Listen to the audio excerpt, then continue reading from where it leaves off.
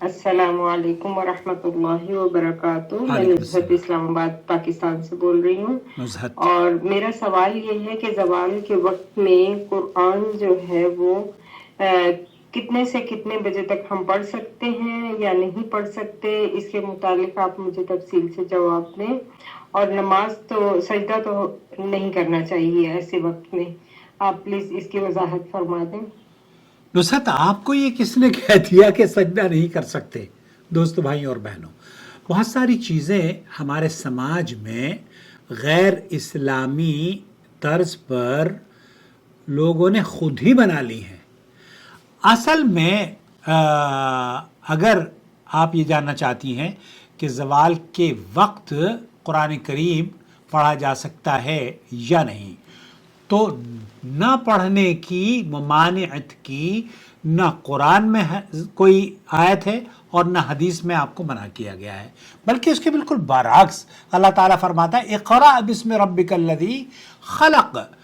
हर वक्त अल्लाह ताला का ये हुक्म है कि आप, इसमें कोई पाबंदी नहीं है, इसमें कोई पाबंदी नहीं है, कभी भी आप कुरान करीम पढ़ सकती हैं, सूरज गुरूब होते वक्त, सूरज तुलू होते वक्त और सूरज के ज़वाल होने पर, हर वक्त तिलावत कलाम अल्लाह बग़ैर किसी ख़ास वक्त के पाबंदी के आप कर सकती हैं। अब ये समझते हैं कि ज़वाल का वक्त होता कब है। ज़वाल का वक्त वो लम्हा होता है जब सूरज ऐन वस्त पर हो जाए, आसमान बिल्कुल आसमान से गुजरते ऊपर सर के ऊपर हो जाता है, यानी दिन के वस्त में। बिल्कुल ऐसा भी नहीं है कि आप ये कहें कि 12 बजे, बहुत से जुहला ये समझते हैं कि 12 बजे, हालांकि हो सकता है कि आपके यहाँ सूरज बिल्कुल वस्त में 11:15 बजे होता हो, 11:30 बजे होता हो या 1 बजे होता हो, तो ये शर्त नहीं है कि 12 बजना ही शर्त है। तो दिन के वक्त में जब सूरज ऐन सीधा ऊपर हो, ये वक्त आम तौर पर ज़ोहर की नमाज से कुछ देर पहले का होता है।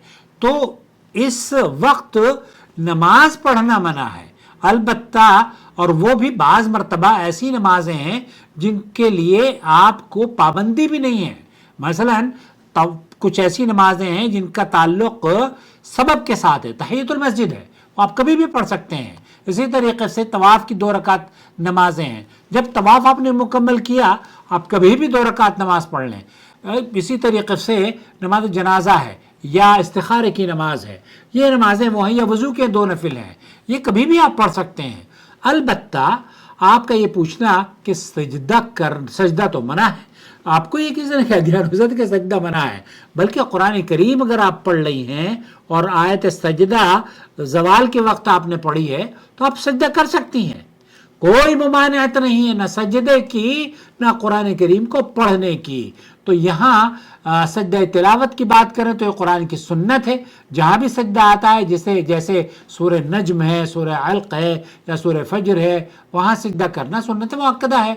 यह सजदा दिन के किसी भी वक्त में किया जा सकता है और ज़वाल का वक्त भी उसमें शामिल है। यहाँ तक कि अगर आप सफ़र में हो या घर में, मौके की क़ैद नहीं, बस मकसद ये है कि इबादत के दौरान शरीयत की आम पाबंदियों का ख्याल रखा जाए, जैसे कि नजासत वगैरह से।